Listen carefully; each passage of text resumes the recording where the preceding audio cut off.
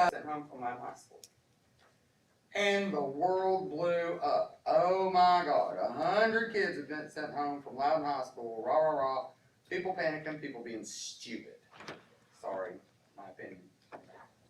It seems to me that some of that could be alleviated if, and I know FERPA and all that, if you could just get on there and go, okay, hey, before anybody loses their mind, we had one student go home with COVID, and this many go home from this school. It's under control, everybody's good. Is that a possibility or no way? We personally notified every parent of every student that was impacted, and we did a sky alert for every family at Loudon High School to let them know what was going on. So we notified that Right. school community. I got that, but We they're didn't not the ones being notify the insane. whole world. They're not the ones being insane. And I don't can't think control insanity. And that's part of the problem, and that's because I was talking to him about, we talked, is there's no way to control what people put on social media. I mean, I agree with you, he did There is everything. absolutely a way to control what people put on social media, is you make a statement. And Well, you I mean, say, right here, hey, yeah, we make a statement, well, you know, but I don't we care can't what do they're it, saying in we can't do it Armpit, every Montana, time, because, but the people in Loudon, so, okay. I mean, be real, I'm not being, I agree with you. If we could stop it, I would love to stop it, because it's going on there, go ahead. I think I could help with that answer. I believe what you're asking is, instead of the more general statement of, we had an incident, blah, blah, blah. The exact number. The problem with the exact number is, throughout the day yesterday, it went from 8, and when I get a call from a different parent that was with that same, Right, it goes to 9, right. and it's 10, it wound up at 12, somehow. And you all have better it went things to do than sit somehow there it and went to update 100. Facebook. Yeah, so it would be difficult. You make one blanket and then. We make it a point to make sure the parents that are impacted are notified, and then all the families in that school are notified, because that's where we owe our obligation to. I don't owe an obligation to everybody out there on social media. I owe it to the families at Philadelphia, where you have a child. If something happens there, you're gonna get a sky alert on it, and you're gonna know about it, and you should know about it. Okay. Okay. So in other words, no. Basically. We'll notify the families that are impacted, we'll notify the families of the school where it's at. Okay, all right. How did that go sideways? Do we know? I have no idea because It went sideways. It did, it went sideways. I in think it ours. went sideways because there was an incident at Sweetwater that went sideways, and then we got piggybacked on theirs. Oh, Do you want my I personal had, opinion? I was talking to a mama whose son called her when that incident went sideways in Sweetwater. Some people. But we want to make sure our families know what's Right. going on in the school that they had kids in, and we are taking care of it. Okay, so if somebody's talking, they're probably not at that school because they've not received the notification. Yes, ma'am. Works for me. Ms. Parrish, she's still in charge of the vocational tech center, or is she up here doing pre-K? Ms. Parrish is located at the tech center. Pre-K is one of her assigned duties. Okay, but she's still in charge of the tech center? The facility, Well, she's still the director of what goes down there, like she was last year? Mr. Tinker runs the CTE programs. TCAT operates out of the tech center, but she operates the facility for us. She Okay, so manages she's in the Mr. Hankinson's old position still. Mr. Tinker No. operates the Then CTE. why aren't you the head of the disciplinary commission? Because when I had stroke last year, that you put Ms. Parrish in charge of the disciplinary committee, you said it was because she had that position at the vocational. She still has the same position. She's located up there, yes. She took over Hankinson's position last year, is No. what you told me. No, well, he's got the CTE part of it. It was split. She's got part, he's got part. Yeah. And he doesn't need another thing on him right now. She's well capable of handling that, and he has plenty of things to do. You don't want one more thing to do, Tim? okay right now. Lynn, that's where the alternative school is. I know exactly where it is. So, My and kid got that's, put of in course, there. that's where, I'm just saying that Ms. And Parrish. she's over the alternative school, which Yes. ties into the DHA, yes. which it used to be Hankinson had that, but that was split Okay, whenever Hankinson, so now she Left. gets that, he gets that. absolutely. Alright, I understood that. Because I'm still short one person. I could put it all back together if I get one more person. Tinker.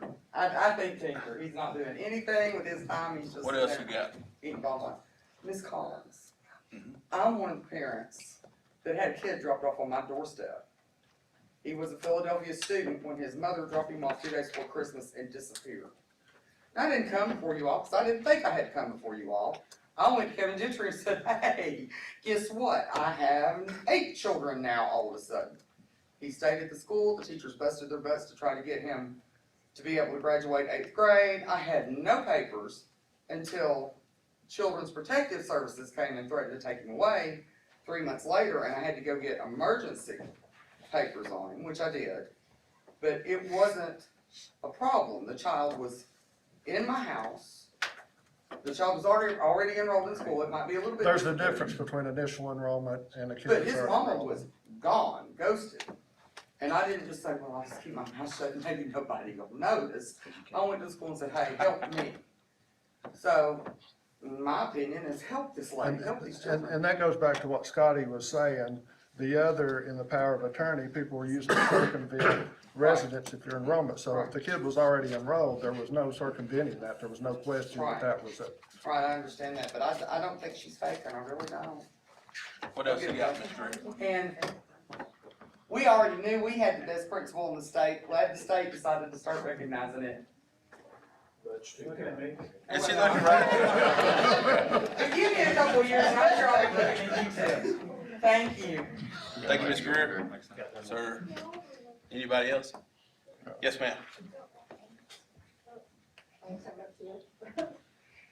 You're not as loud, are you? I don't know, I might be.